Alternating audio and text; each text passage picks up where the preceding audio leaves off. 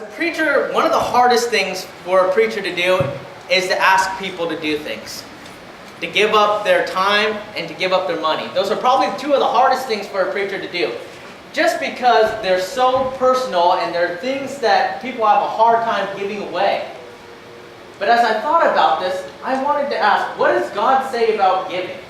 What does God say in relation to the church being generous? You know, one of the things I thought about as I was trying to prepare this lesson was just to think, where are times in my life where I learned a lot about giving? Where did I learn about being generous?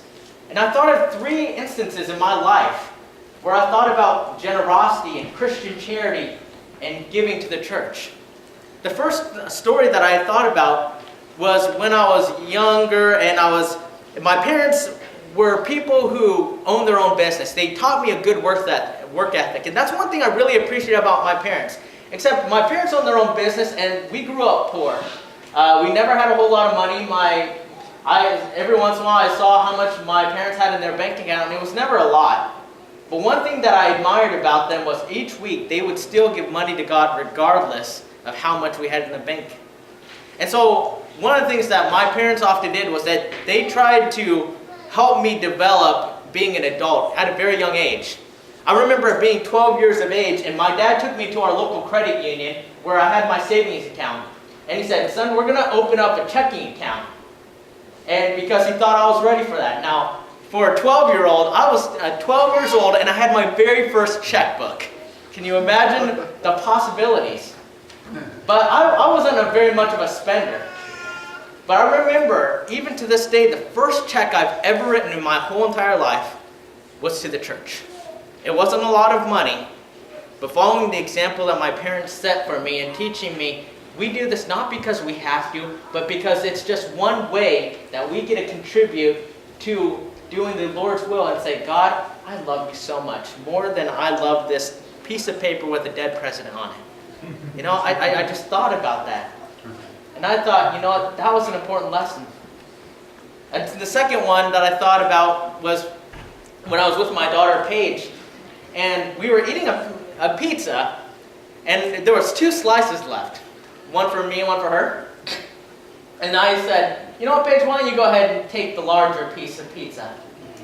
And she ate it, and I remember overhearing her tell one of her friends saying, "You know what, I really appreciate my dad because he let me have the bigger piece."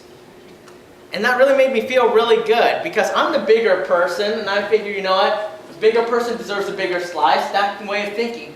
But then as I thought about that, I thought about this wise teaching that this older man taught me when I was growing up about giving. That oftentimes, when we give, we think, oh, we have to give God, we give Him 10%, we give Him 50%, we give Him whatever amount, and we think it's such a huge burden. But this old man kind of taught me this lesson. He said, actually, imagine being God. Imagine being God and how you own everything. You know, we as Christians say, everything we own belongs to God. It's actually all His. We actually just get to use it. But imagine if we flipped around and God is there saying, guess what? I'll just take 10%, I'll give you guys 90%. Do you ever think about that? That the God of the universe says, you know what, even though I'm God, I should be worshipped, I should be honored, I'm actually going to let you have the bigger portion of whatever you earn, even though it's mine. That's what God does for us, and I think about, that kind of changes how I think about giving. How I think, you know what, I give so little to God in a variety of different ways, but in reality, God gives us the bulk. I just think that's amazing. It's just like with me and Paige. Even though I'm smaller and insignificant, He lets me have the bigger share. The third story that I thought about was how I wanted to commit my life to making disciples for Jesus Christ. There's no greater calling. That's my burning desire. I love evangelism. I love disciple making. I love sharing the gospel of Jesus. Because ultimately, when all is said and done, I want to bring as many people to heaven with me as possible. That's my desire. That's my burning passion. You ask me, what's your burning passion in ministry? That's it. And oftentimes I ask myself, well, how am I going to be effective in doing that? And one of the things I thought about was, I want to be one who says, you know what? Whatever it takes. If it requires a little bit more resources from me, so be it. And that's one of the things that I've actually had a joy of doing. You know what? It's amazing how just taking someone out for a coffee or buying them dinner or a small gift can make them feel valued, make them feel wanted, make them think, you know what? Someone actually in this world actually cares about me. And that's such a small price. And then they hear the gospel and accept it, and you have made an eternal difference. For what? $20? You know what? And Disney and I like to do that a lot. We like being generous to different people, because ultimately what we want people to know is because of God, because of what He's done for us, we value you more than we value what we own. You see, I think if we just put things in perspective and think, you know what, everything we own, like Job said, the Lord giveth, the Lord taketh away. You're going to come out just as you were born. You're not going to own anything. But what if we use everything for God's pleasure? Saying, because you're God, I realize you let me have the bigger share, but I want to give more to you. Just because I love you, not because I feel obligated, not just because I think it's the right thing to do or because I'm trying to buy salvation. It's because, God, I just love you. Isn't it one of the greatest expressions when you have a little child? How many of you remember throwing your kid their first birthday party? You know what? They're not going to remember. They're one. But you go all out. You buy the cake. You do the decorations. And you love on them. It's not because you're obligated. It's because you want that child to know, I love you. You know what? And that's kind of the thing about giving gifts. We do it at Christmas time. We do it at birthdays. Every week we get an opportunity to say, God, everything is actually yours. All I'm doing is giving you back what belongs to you. And I just want to say thank you for allowing me to have part of it.